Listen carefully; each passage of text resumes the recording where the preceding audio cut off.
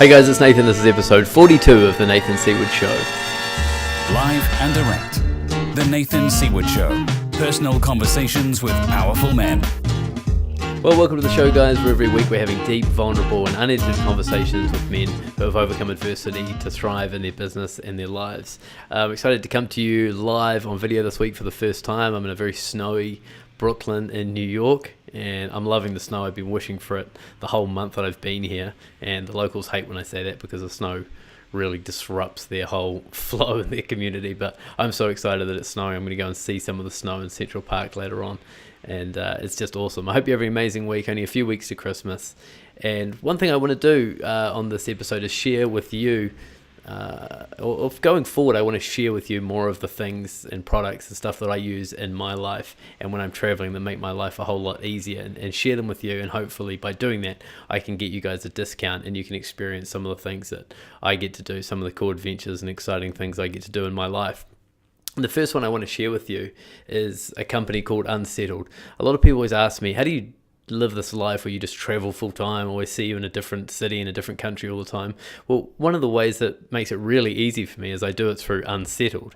And Unsettled is this really cool company that organizes month-long adventures in different countries for people that are transitioning between careers and have some time off, or entrepreneurs that have the ability to work remotely, or just professionals that want to take a month off and work remotely and do it from another city or another country and have promised their boss that they'll be just as productive even though they're in an amazing spot somewhere in the world. So I did this in Colombia in August, and it was incredible. I had so much fun in Colombia, and they made the journey so easy. They take care of your apartment. There's somebody waiting for you at the airport, which if you've done much travel, you know when you go to a country that you're not used to, it's really nice to have somebody meet you there and just take care of that part, especially if you've come on a long haul flight. And you get an amazing apartment. My apartment was beautiful, had an amazing view over Medellin in Colombia where I was living. They take care of a SIM card that's packed full of data for you, so you can put that straight in your phone and you're up and going. You have unlimited Wi-Fi and internet, and they organize an office space for you. So if you have a job that needs an office, you can use the office anytime you like. And the cool thing is there's about 20 or 30 people from around the world that are also doing this in the month that you're there. So you have this instant network of people. You don't need to know anybody. There's always someone that wants to go for dinner, go for drinks, go and do a tour, which it's just great. It's such an awesome way to travel, and especially as more and more people are looking to live this kind of life and run their business from anywhere in the world. This company Unsettled has got the great solution for that. So I reached out to them to get you guys a discount. They said, yeah, no problem. The packages start from $2,000 for a month, which is super cheap. And if you mention the promo code Friends of Unsettled and then the Nathan Seaward Show, they're going to give you $150 off straight away. So you're going to get a discount just because you listen to the show, which I think is super cool. So go and check them out. I'll put the notes in the show notes. beunsettled.co is their website, and go and check them out. This week on the show, I was excited to talk to Anthony Trucks. For those of you in America, you might be familiar with the name Anthony Trucks. It's because he was one of the top NFL players in the league, played for three of the biggest football teams in America. And to be honest, I know nothing about NFL, and I was very honest with Anthony about that. I said, look, I know nothing about NFL. A bunch of my people in New Zealand won't know anything about NFL. And so he explains a lot about the game and the background and some of the behind the scenes stuff, some of the things that are really interesting about what goes on in the locker room. How do the contracts work? How do you get selected for a team? And, is it really that cutthroat? So you're going to hear Anthony talk all about the NFL. And on a more personal level, Anthony is a foster kid, and so he explains what it means to grow up in a foster family and how he was able to break the mold of the stereotype that foster kids tend to struggle, drop out of school, and don't do that well. So he explains how he was able to do that and live this incredible, successful life that he has. And now that he's a personal trainer and runs his own gym, how he's managed to make that business so successful. So as always, we start off when I ask Anthony to take me back and give me a rundown of his upbringing and his life. So enjoy this very personal conversation with the powerful Anthony Trucks. Испаряются надо мной. But the big thing for me is it's odd. I tell people I became an entrepreneur at 3 years old. Like, it sounds weird. Like, it's just, even when I say it, it always does. But it's like a serious thing. So for me, my first moments of life were being given away in a foster care, like my first memory. My mom pretty much said, I don't love my children. And so what she did is she called foster services and put us into foster care. And so I started my life at 3 years old being given away. And so I had this feeling of not being good enough, not knowing what tomorrow brought, literally feeling like a lost on an island, which is pretty much how you feel when you start something big. And so from 3 to 6, I was bouncing around from house to house. And in the foster care system, it's pretty much, it's like, I don't know if you guys have like orphanages, that kind of feeling, but it's like you and these people that don't care about your paycheck. And so I was beaten, and I was starved, and I was tortured, and I had a lot of weird things happen. Nothing sexual, thankfully, but like, it just made you feel like small. And so by the time I was 6 years old, I was closed off from the world. I had no thoughts of like wanting to enjoy my life, because I never thought it was possible. All I'd known is I'm just, I'm a dog being pushed around. Nobody cares about me. 6 years old, I happened into a house that would be my house. And what they do is they pick you up and just drop you off randomly. So you have no idea, like, is this house going to be one that's good? Is it bad? Where am I going? You show up one day and all of a sudden your stuff's just pretty much out there on the side of the road, and they got someone in the car like, let's go. So I get picked up, I get dropped off at this house, and it's my family this day. The unique thing is I'm a black man and my entire family's all white. So I have these interesting, racial diversity things to deal with as a kid growing up, of, being called racial slurs. And, there's just 7 of us, like, oh, table for 6, like, this kid couldn't be with you. So never really feeling part of the whole. And I kind of just was doing my whole outside journey. And then for honestly 11 years, I dealt with this. And by the time I got to 14, I was pretty much tired of it. My real mom, my biological mom, was not in the household, but she had what's called parental rights. So she can choose what I do and do not do. And the tough part about that was that I wanted to do a lot of sports and I wanted to have fun, but she, out of spite, and she's kind of a little bit loopy, would never let me do anything. And it kind of sucked. And so now what I had to do is, get up in front of a judge and look her in her eyes and say, I no longer want you to be my mom anymore. And it was just this hard thing to do, because I had to make this decision, and it's tough to make it at 14, but it gave me freedom. And for the first time in all my life, I knew that the pillow I woke up on was the same one I go to sleep on. I mean, I didn't have that kind of solidarity and base of like feeling like I was going to be there for 14 years of my life. And so at this point where it's like, this is home, I get to do something that most people don't really care about. It's play football, American football, a little different than rugby. You pretty much put a helmet on. There's 11 guys in the field. We want to take the ball to the other side of the field. That's it. I mean, you throw it, you kick it, you tackle people. And I played this game. But here's the crazy part. Like other people that start these ideation type things, you want to be something great, the entrepreneurs of the world, you get to this point where something that you love, you suck at, so you contemplate giving up. It's too hard. So for me, I love this game of football. I was horrible at it, and I was like, I can't do it. I'm gonna give it up, and I literally did. I got to the point where, for me, I'm a foster kid, and statistically, if you go to any prison in America, 75% of the inmates are former foster kids. 1% of the foster kids in just California will ever go to college. Less than 1%. And there's hundreds of thousands of us. Like, we're not set up to do very well. And so for me, I'm just chalking this up. Like, my biological mom was, out of the picture. My adoptive mom was diagnosed with multiple sclerosis. It's an autoimmune disease. And so like life is just tough, and I've chalked it up. But I'm sitting in this English class, Mr. Howell's English class, the back right corner desk, and there's these 2 girls sitting next to me on this love seat he had put in there. One girl is talking to the other girl, and they're going back and forth, and I'm pretty much half asleep with a parka over my head. They don't even know I'm listening. And one girl, out of whatever she's saying, I hear this statement. She says, well, the reason I'm so bad is because I'm in foster care. I was like, wow. As much as I hadn't said it out loud, that's the conversation I was having in my head.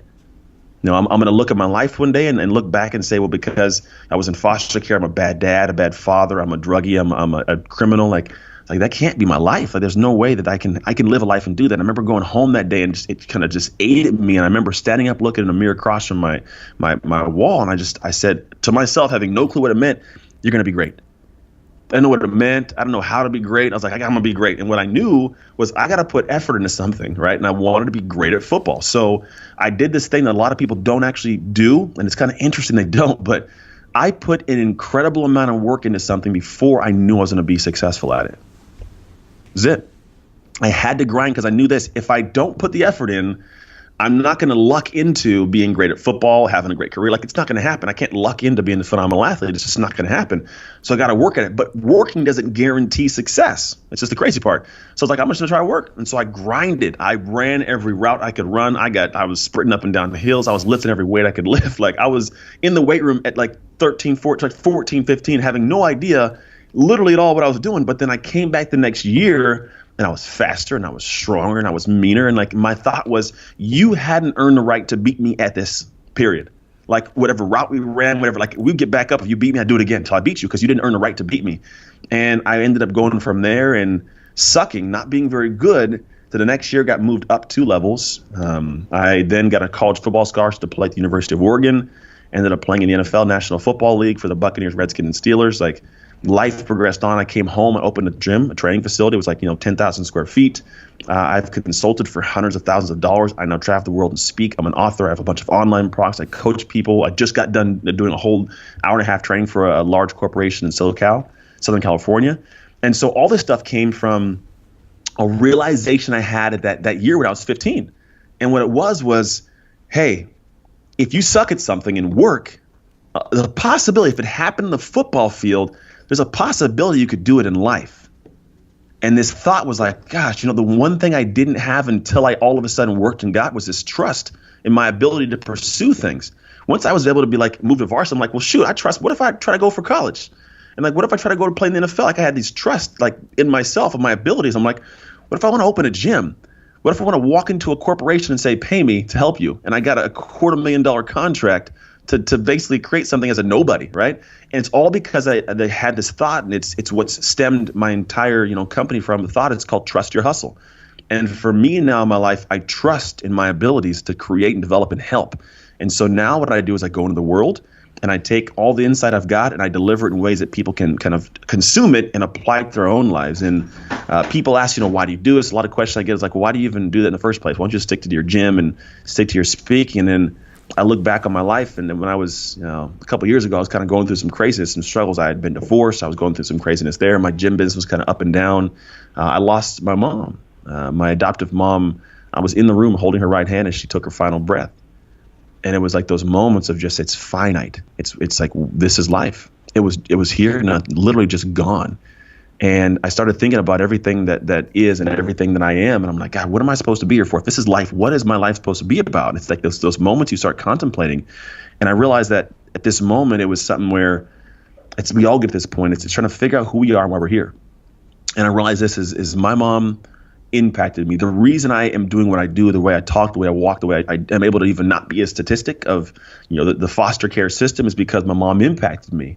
And I realized like there's a deep level of love and compassion in my heart to do some of the same for the world, like to give to people who aren't my blood. She wasn't my blood. I wasn't her blood. I wasn't her kin, but she loved on me so unconditionally. And I was like, dude, I just want to impact people the same way. And I realized that everybody is someone to someone. Like you're someone to someone in your life. I'm a father to kids. I'm a husband to my wife. I'm a brother to my brother. It's like I'm someone. And in that, I have an impact. And so I want to impact someone who impacts, which is everybody. And so in my life now, man, I create and push myself out there to reach more of the world. So one, share my story so people understand where I came from and why I can actually help them. And two, pour my soul out to fill them up as best I can so they walk out into their life better for having met me. Incredible story. First of all, congratulations on your success, what you've achieved.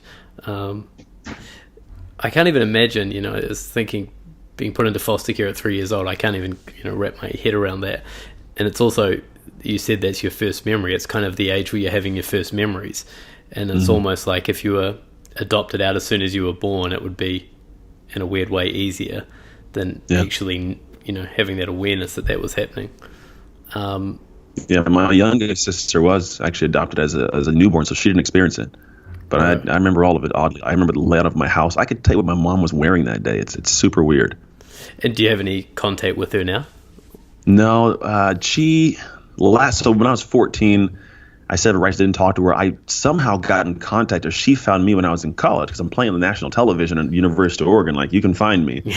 And somehow gotten a phone call with her, and she had moved 2 hours north of me. It was really weird.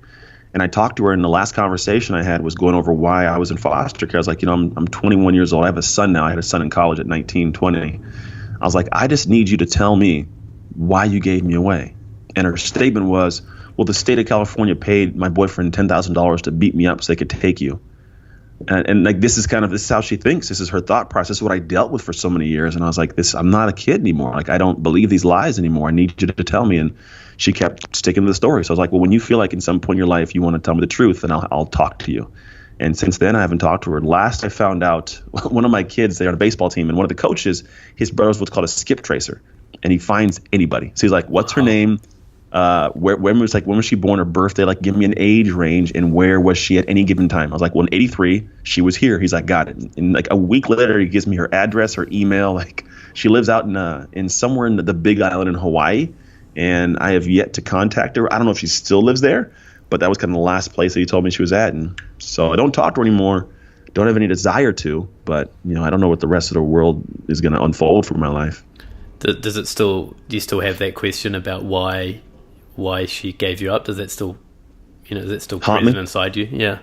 Yeah, for a lot of years it was. And this is what I realized, that there's a certain amount of anger that goes with that. When we as people have situations that take place and we can't comprehend the meaning of it, it drives us insane because we're trying to figure out why. Like, why did that happen? Why would you do that? Why would you burn me like this? And so you're thinking that for them it was intentional. And when you have that, it creates a lot of anger and a lot of confusion. All we do is just get really pissed. And so what I realized years ago is I actually found my biological dad. And when I first met him, he told me he had no idea I existed. He was so sad and, so sorry. And then 9 years later, before he passed, he's like, I just want to let you know that I didn't know. And it's like, gosh, in this moment, I was like, do I get mad because he lied to me? But then I realized a lot of people in life are running through struggling. Like, we're all fighting battles. We all have demons. And sadly, most people that even do you wrong, they're trying to do the best they can in those moments. And it's odd because we won't make sense of it because we never can. We're not that person. But I think when I started realizing that she's not sound of mind. And in those moments, she was doing whatever she could. I think she might have thought she was doing us something good by giving us away to a different family. But I can't hold anger, I guess, because it doesn't help me. And then two, I can't hold anger towards someone that's really not cognitively there or honestly probably didn't know what she was putting us into. Yeah. And I feel like it's we automatically as humans, we make it all about us. So there was something wrong with me when, like you said, I'm guessing it was something in her life that wasn't going well as opposed to it being about you. Yeah. But yeah, it's a crazy story. So the burning question for me is what was the difference in you that made you say I was going to be great? Like you might not have an answer to that question, but I mean, no, I do. Most people don't go that direction, right? They don't have that realization. Yeah. I think for me, it's like a pot that's boiling over, right? It's like if you have something that's like maybe you're making something, like if it gets hot and boils over, eventually it has to go somewhere. And I think for me, what happened was I'd been through so much in my life that I was just fed up. Like literally, I was just like, this has got to end. I can't continue to keep living my life and feeling this way. And realization that for me, I'm only going to cut out. Hang on. Oh, can you hear me now? Oh yeah, it's just come back. You just cut out for a second. Can you just start that bit again? Sorry. It's okay. Yeah. I realized that for me, the biggest piece that that I had was just this comprehension that for me in my life, like it wasn't going to get any better. I was literally getting fed up with everything. And when you get to that point, it's like I got to make a decision. I can keep going the same way by doing the same things I'm already doing, or I can do something different for a possibility of something better.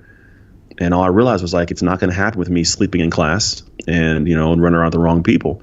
It's only going to happen if I choose to do right and be in the right situation and work hard. And that was just a weird, like, simple thought. So I was like, all right, well, it's time to do right. It's time to do better. And so I started like doing everything I could that I thought was the right stuff. And just doing the stuff you think's right, it usually gets you closer to the right stuff.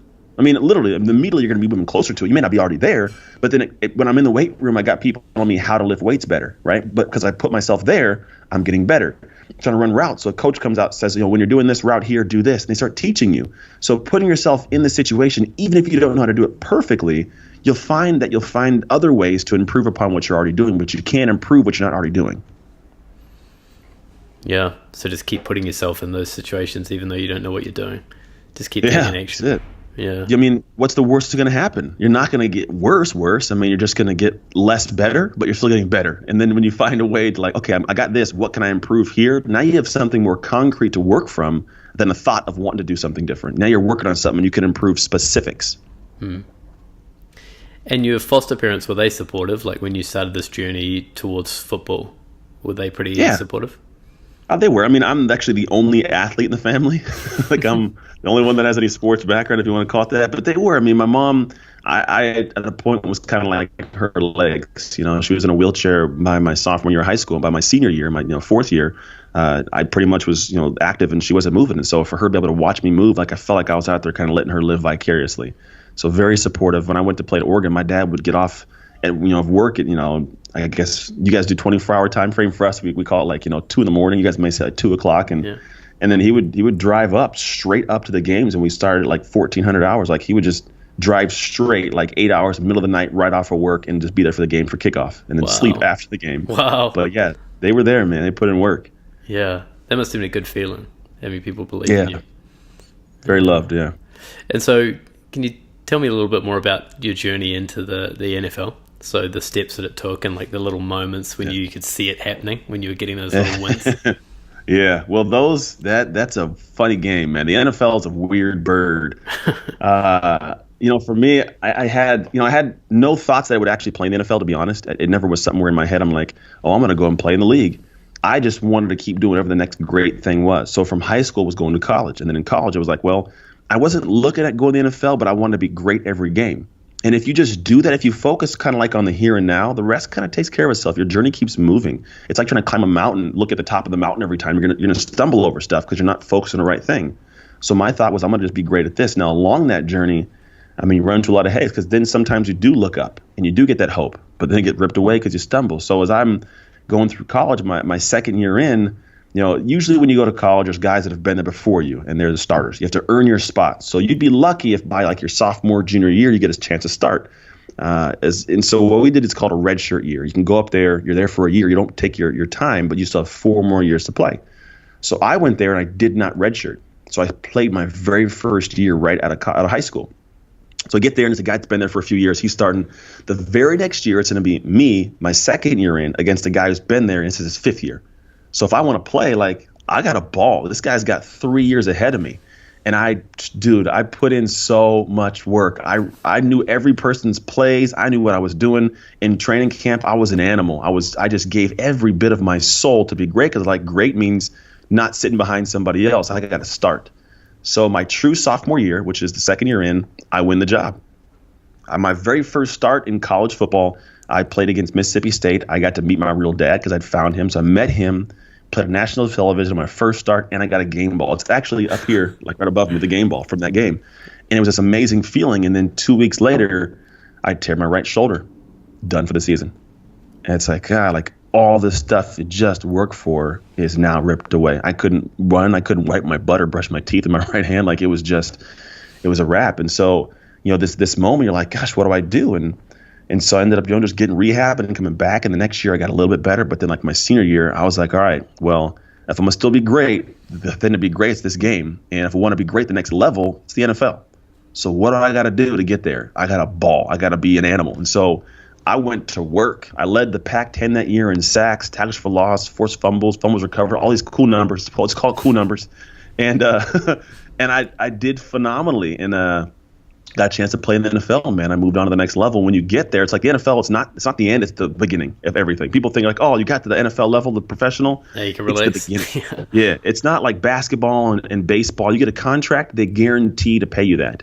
In football, they can sign me in January. Season doesn't start till like September, and you usually don't get paid, and you don't have to get at all.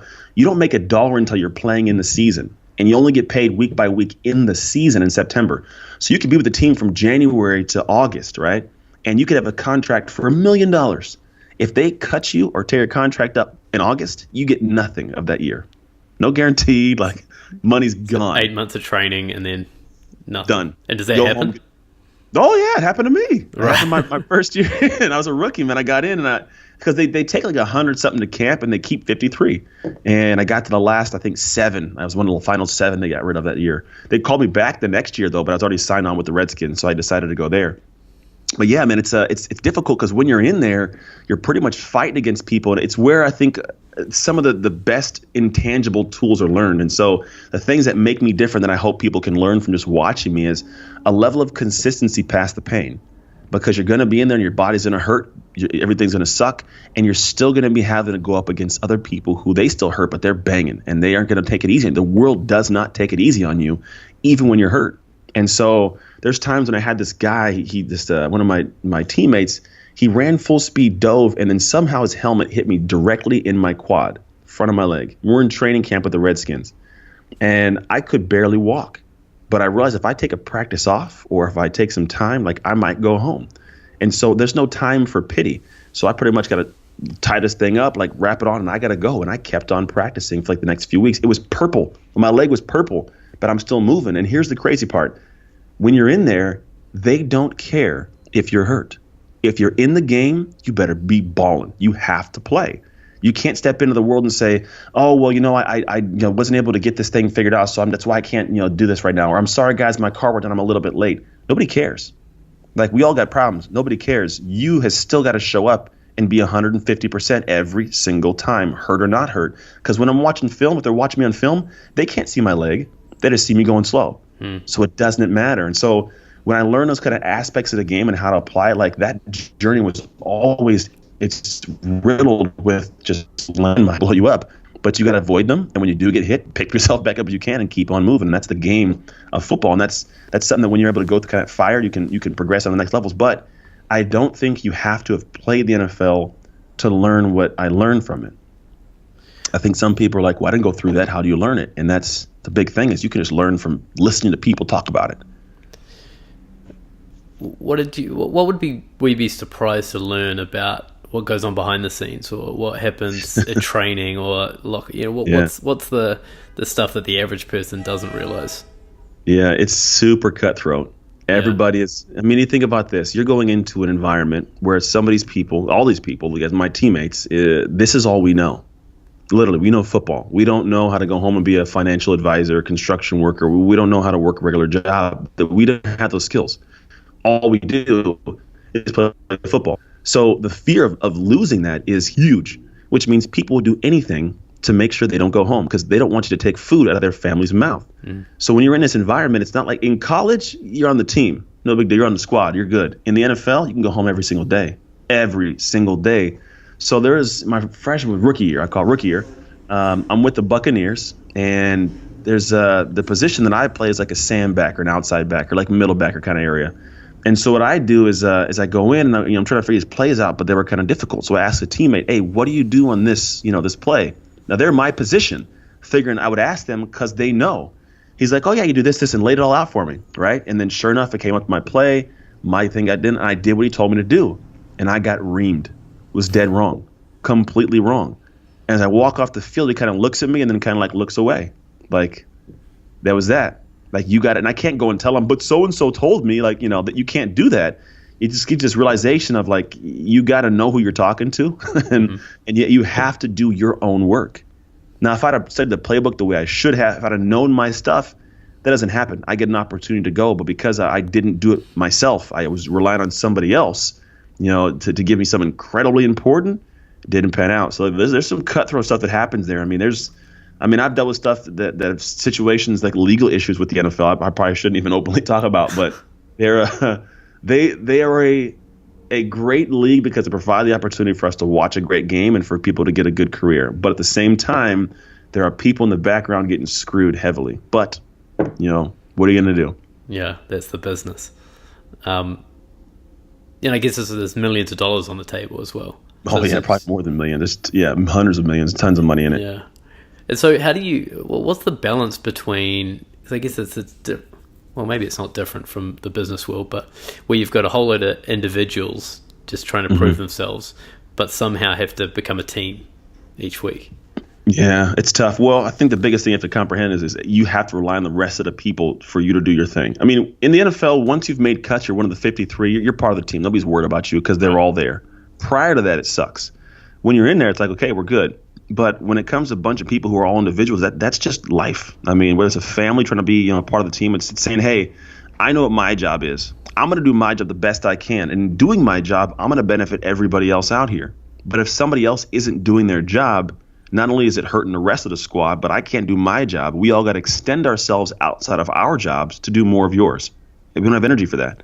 And so in football, if you ever see if you ever watch a game, people just take off and they run untouched, it's because someone didn't do their job. Somebody trusted that they would be there and they weren't, and then the whole team lost.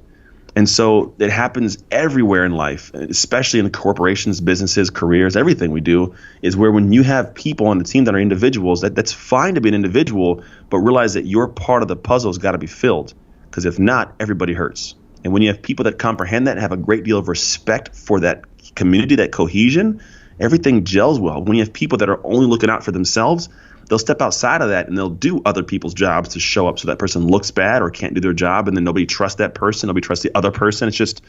It becomes a big tangled web of craziness. So when you have a bunch of individuals, you need to have individuals who still have a mindset of helping the team. And what did you learn about coaching and great coaches? Oh, man, there's a lot. Well, there's Stephen Covey says you have to treat everybody the same by treating everybody different. All right, they're all different people, and they all deserve something different. I think the best coaches I've had are the ones that understood everybody ticks a little bit differently. We learn a little bit differently. We operate a little bit differently. We respond differently. And so when I had coaches that I was with, you can tell some that they're just in it for them and that how they feel and work. And then some of them realize that the best way to be in it for themselves is for their people, their squad, to do well. So some coach I want to look good. I want to make sure my guys do good, but they focus on themselves, and everything ties back to, I told you this and I did this, and how come it's I, as opposed to how can I best help you figure this piece out, because you should be doing this. And then when you get this done, they can do that. And you can see the shifting of perspective from I told you to do this to how can I best help you? How can you get this figured out? And when you got that, it's like, oh, well, I didn't know that. And they're a little bit more patient, a little bit more understanding. They're not, the best coaches aren't passive though. Like there's coaches that'll tell you what you want to hear, some that'll tell you what you need to hear, right? And then for me as a coach now, I try to make sure I'm never the yes man, like, oh, it's okay. I want to push you and challenge you, because if you told me you want to do something or you're here for a specific reason, you don't do it, it's my job to love you enough to tell you what you need to hear. And then when that takes place, it's not doing it because I am going to look bad. I want to do it because I want you to look great. And so positioning that perspective on that allows you to say, okay, hey, we're going to work on this. I'm not going to let you bypass this. We got to work on this, right? And then this is how you can, and being very patient and progressive as we move forward to help that person. Yeah, it's a great lesson. I think that's such a skill to learn, how to keep serving you instead of thinking, what do I want to get out of this? Or how do I get myself, how do I get what I want? Just looking like, how can I serve that other person? And that's pretty uncommon out in the world. Yeah. Everybody's just like, what's in it for me? But there's so much value in serving people. A little bit of fame comes with the NFL. How did that go? How did you handle that? It depends on where you're at. It's interesting because when you're at a team, that team knows you. There's different guys. Don't get me wrong. There's guys that are on commercials and they're on TV shows. They're a way different level of fame. But for me, like in my hometown or even around the town of the team I was with, like people know who you are. And so I think for me, the cool thing was I never at any point in time lost who I am. Like I think some guys lose the aspect of you're still a human being.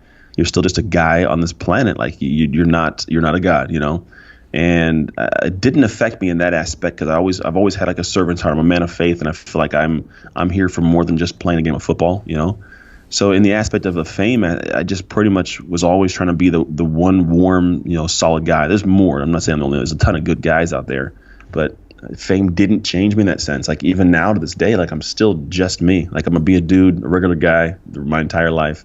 I do great things, and I'm seen by some people as this great figure, but I want to show them I'm still human. Like I'm still just like you. I just have achieved a little bit different, and I want to do a little bit different than you. Well, that's a great attitude. And how does the transition go as you leave the NFL? What's the moment when it's time to go? You're never Somebody expecting tells it. you. Sucks, man. For me, it was an injury. I lost my career to a shoulder turn, like a torn shoulder on my left side.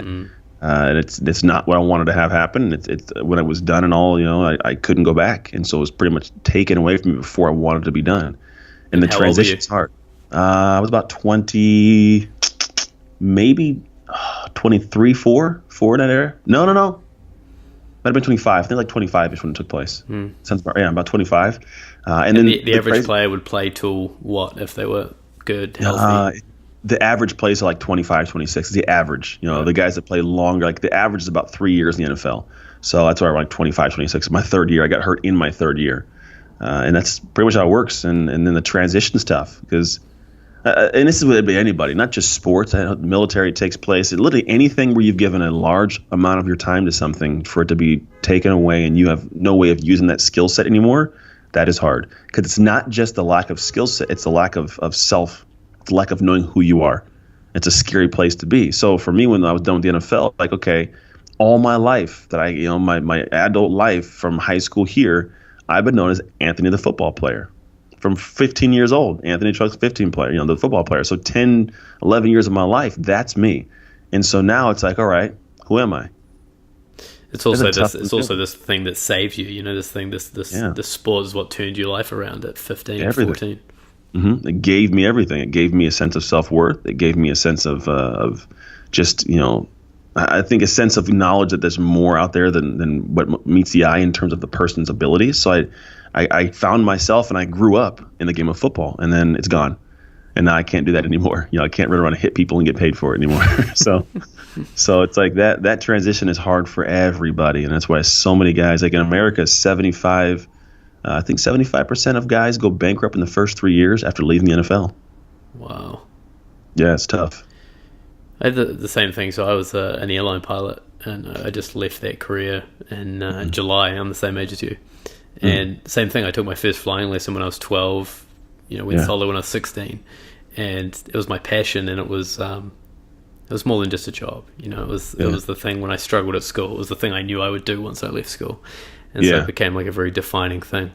So I've been going through this exploration myself the last 6 months of when I take that, I'm Nathan the pilot. So when I take that away, who am I below that? And it's hard because I don't know, right? I don't know the answer to start with. And then it's also an amazing journey because you realize that you're not a job. You're much more than a job, and you actually get to tap into who you truly are. I agree. So how was that journey for you? Because it's the same in flying, right? You can't slowly ease out of flying. You fly planes one day and then you're not the next. You can't do a little bit of airline flying. It's not really possible. Let's say you're tackling people and you're not tackling people. It's hard, man. It's a really hard transition. Because at the end of the day, you're trying to figure out how do you get that same high. For you, literally high in the air, right? Yeah. But for me, it's like how to get that same high of like just feeling amazing. I mean, there's nothing like standing out in front of on this field with your full uniform on and a crowd of people cheering, and then how do you replace that? I mean, literally, there's no way. And so what you try to do is find something that gives you that same bump, but also like you come from a place where people they worship you in certain ways, and so how do you feed from something different? And that was the big thing for me, is trying to figure out, well, how do I feed from something that's different? How do I get that same feeling of life? Like I want to feel alive like that. And a lot of us, we can't find that thing and we can't figure out how to do it because the world outside of football, it's like, it's a big world and everybody wants some of the same stuff. So in football, it's like, yeah, you got a chunk of people going after when you get to that point, you're at that, but now you got to start over, all over.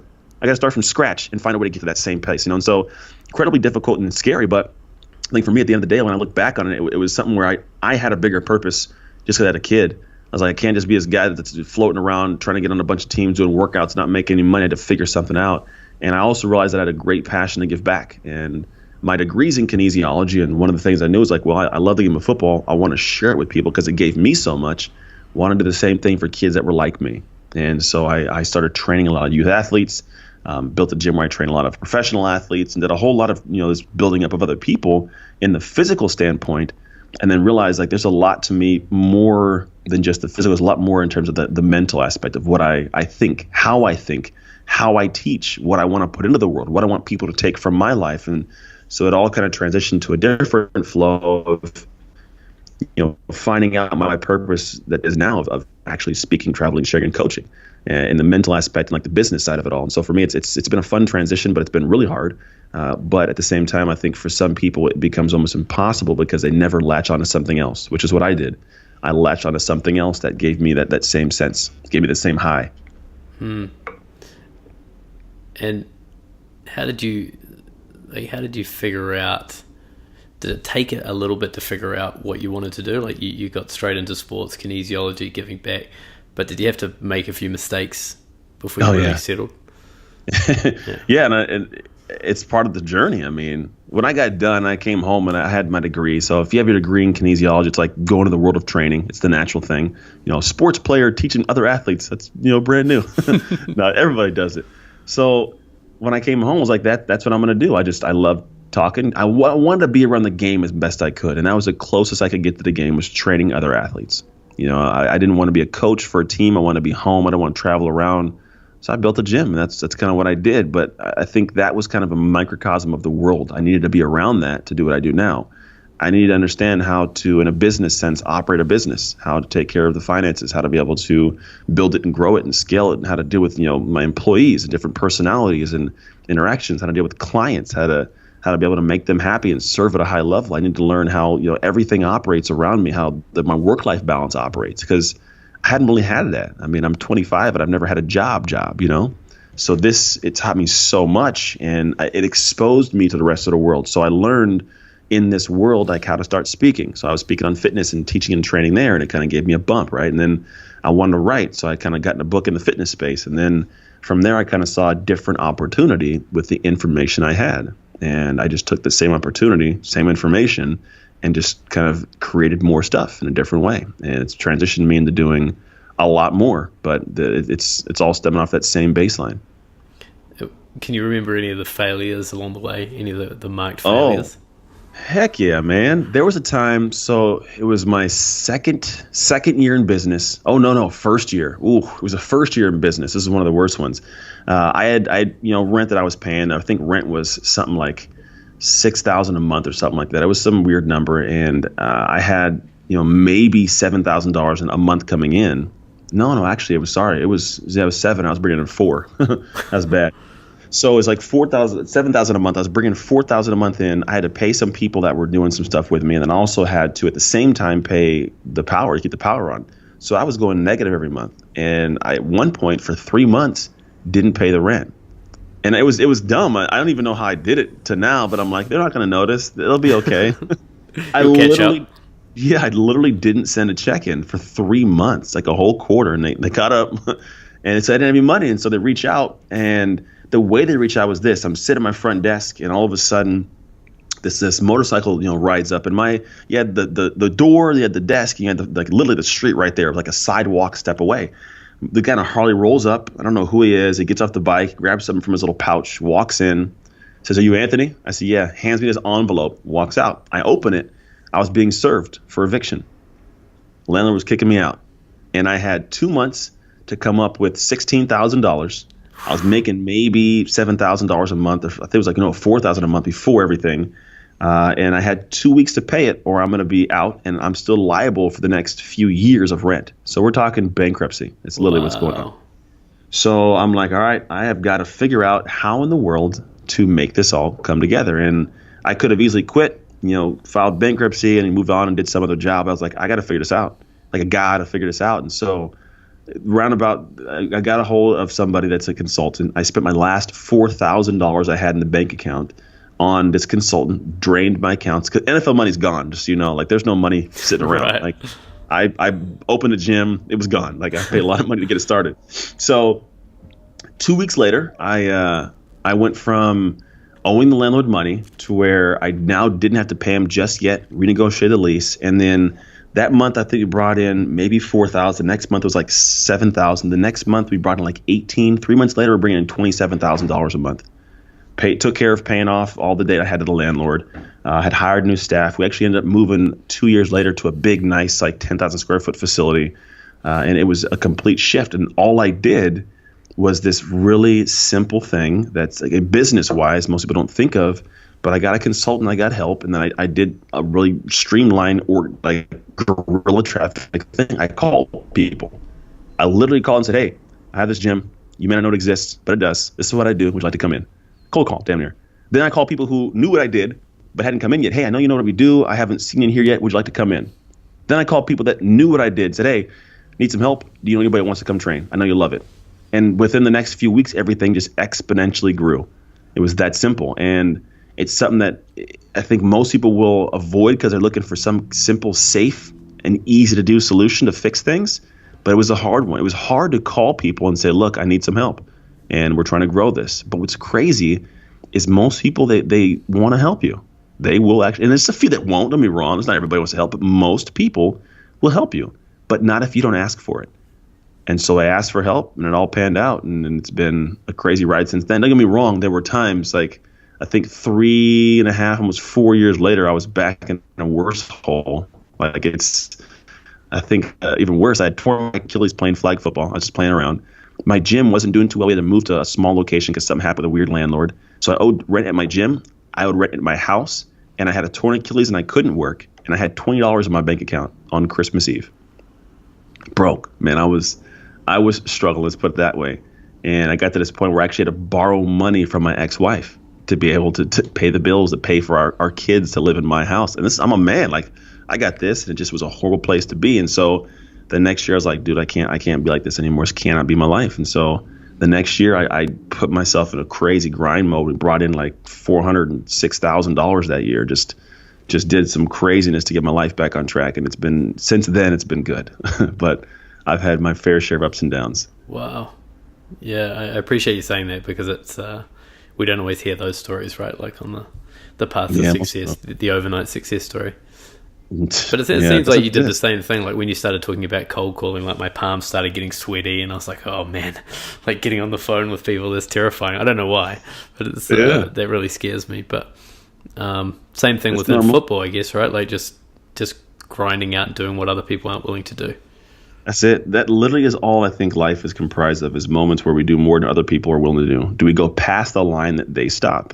And we all know when that line is. It's the line that's inside of us. It's like, I don't want to do anymore.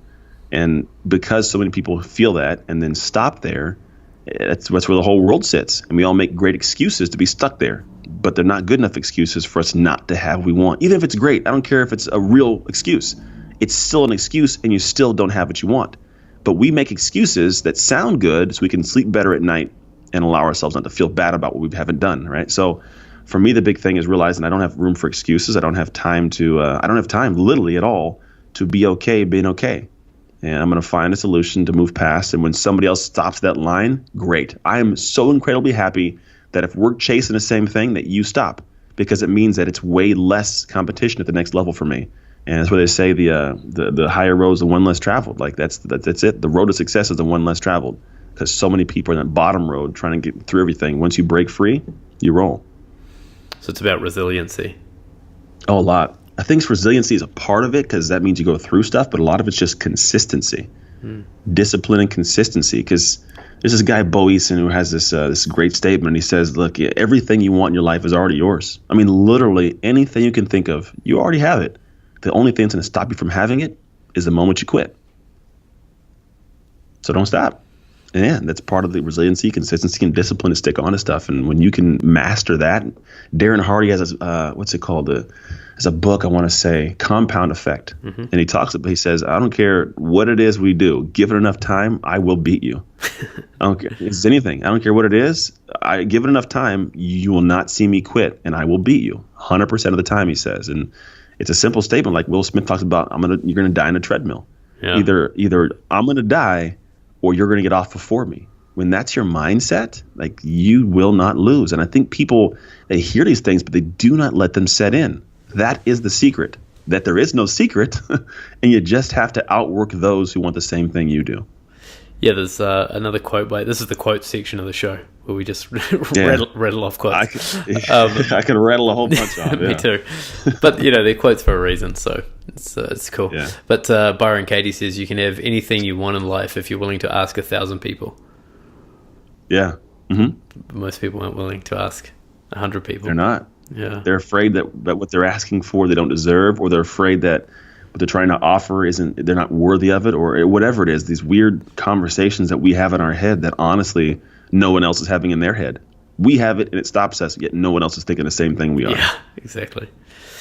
Where does American Ninja Warrior come into the picture? Oh, that was last year by accident. So American Ninja Warrior is this TV show in America, and it stemmed off of this show in Japan, and it's a bunch of these little people jumping on these obstacles, trying to get through all these weird stuff where you hang with your hands. And it's this show that it's in America. They do a great job of telling stories and then giving everyday people opportunities to do incredible things. Whether some people have no legs, or they can't see, or they've lost a bunch of weight, and so. My story of my craziness in life got me to the show, and my wife actually filled the application out without me knowing. She's like, "Hey, I'm filling this thing out. It needs a picture and a video. Would you mind doing it?" I was like, "Okay." I looked it up. I was like, "I'm not gonna be able to do this because I'm a 225 plus pound guy." When I was filling the application, I was 240 pounds. I was a big dude, and most of the guys in the show, like heavy guys, are 170 pounds. So we're already talking about, and I don't know if you guys use kilos, but we're already talking about a good difference of it's like 100, potentially 110 kilos. Yeah, we're talking a 70-pound difference. So it was like around 30 kilos difference, right? And I'm supposed to go do the same thing. So anyways, they give me the show, and I'm like, I'm not going to do it. But they give me a call, and they're like, "Hey, we want you on." So I'm like, all right, I'm going to do it. So I have to train to go on this show, and I have to lose a bunch of weight. I get down to like 225-ish. I'm still the biggest guy out there, and I go to this show, and they did an interview with me. They wanted to know my story, and everything was all fun. And then what ended up happening was at the end of the interview, they're like, "All right, now go hit a buzzer." And I was like, "I'm going to." They're like, "Oh, we know." And they kind of said it in this way, like joking, like they didn't expect me to.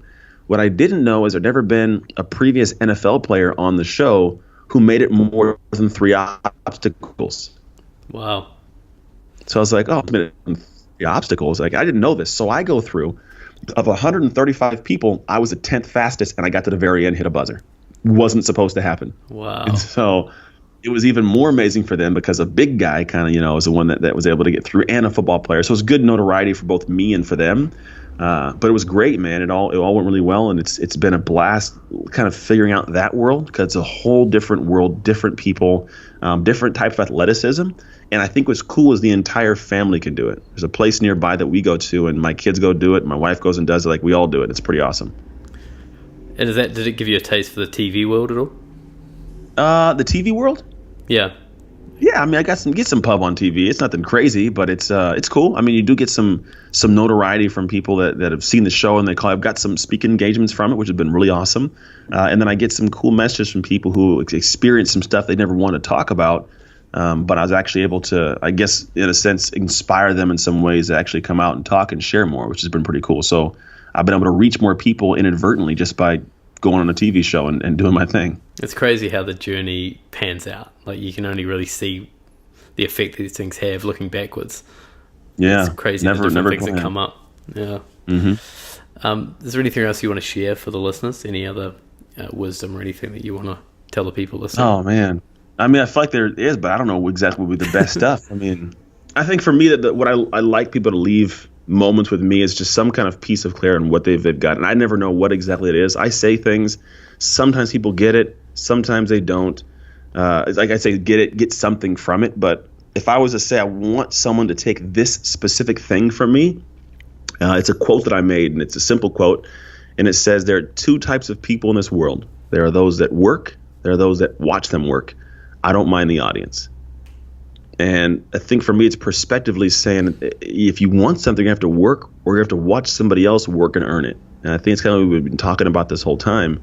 And you have to be completely okay with doing it and having an audience, because the audience isn't always going to love you. There's going to be heckling. There's going to be judgment. There's going to be, things that are difficult. And I think because of it, we as people, one of the biggest reasons we don't go after something is because we have these fears of rejection.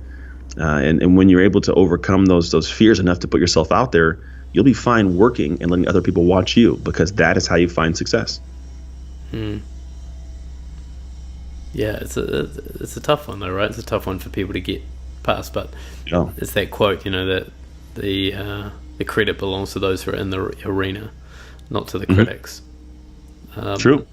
Yeah, but people have a lot of fear around being judged. Yeah, Or having critics. everybody does. Yeah. Yeah, cool. So your story is just, I think, what's most inspiring for everyone.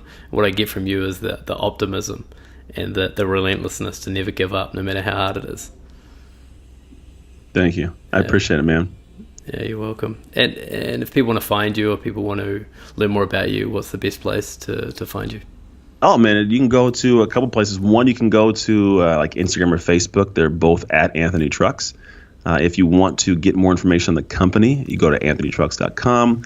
And then I do coaching. And one of the big things I have is full, like, laid out structure. I teach people to go from dreaming to doing. The ideas you have, how to actually start doing those things. It's not just tactical, but it's also like life foundation type stuff, mental aspects, constructs, things that are stopping you, and then understanding how to operate as a human being to actually accomplish things.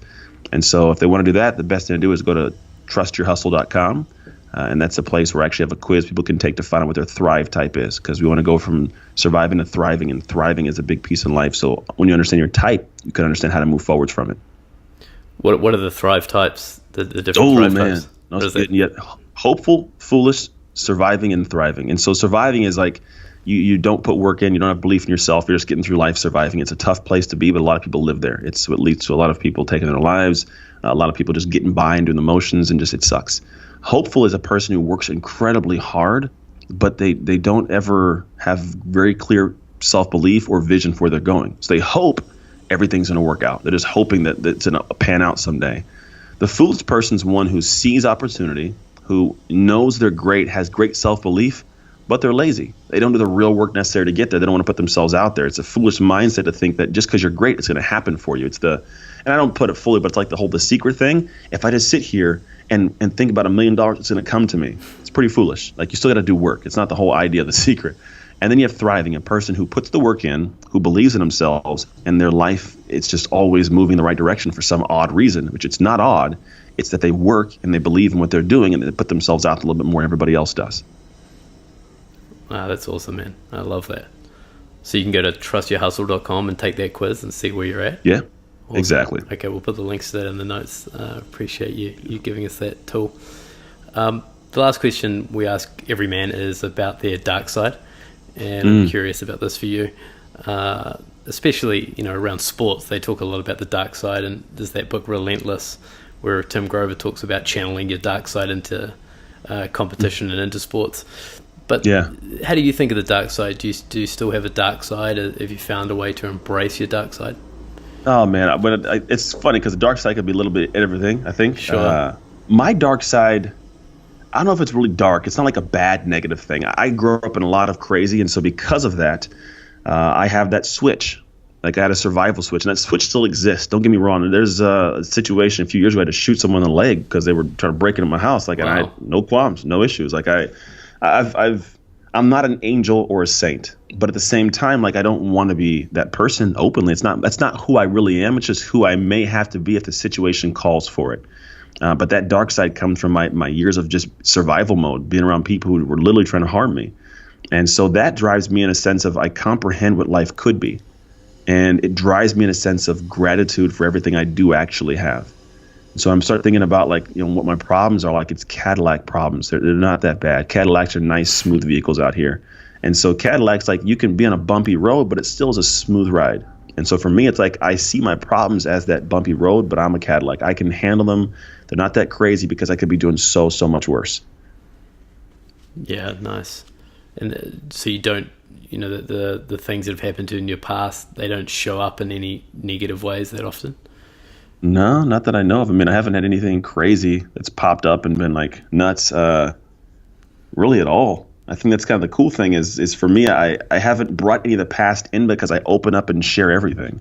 Yeah. I don't have any skeletons. That's pretty much the best way I can explain. Like, I've written a book that tells literally everything about my life that I can imagine. Like, there's nothing else. There's no one that can pop up and be like, oh, I know this thing about this guy.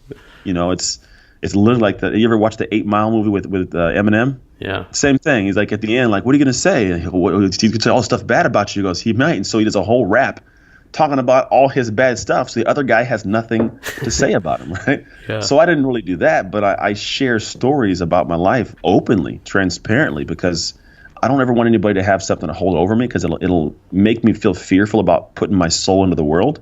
But at the same time, every dark thing I've done, someone else has done or done worse. And the lesson I can share from that is way more beneficial to the world than me hiding it. Oh man, it's another great lesson. This shows me full of them. But you know, I'm a big stand for authenticity, whatever that looks like, and opening up your dark side and sharing it and learning to, you know, overcome some of the shame of the dark side and everything. There's such an incredible benefit on the other side of being able to live that kind of life of being light and free and authentic and knowing that everything's out there. I agree. Fully agree. Anthony, thanks for coming on the show. It's been a pleasure to get to know you, and I hope we do this again sometime. Yeah, man, count me in. I'm down. Awesome. Well, there you have it, folks, my conversation with the awesome Anthony Trucks. I hope you enjoyed that one. Go and check out Anthony's website, and if you can, share this episode around Facebook, Twitter, Instagram, wherever you see it. Give it a like and share it around if you get the chance. Don't forget to visit Unsettled, beunsettled.co, and use the promo code Friends of Unsettled to get a $150 discount. Thanks for listening, guys, and watching this time, and I'll be back next week with episode 43 of The Nathan Seaward Show. That was The Nathan Seaward Show. Personal conversations with powerful men.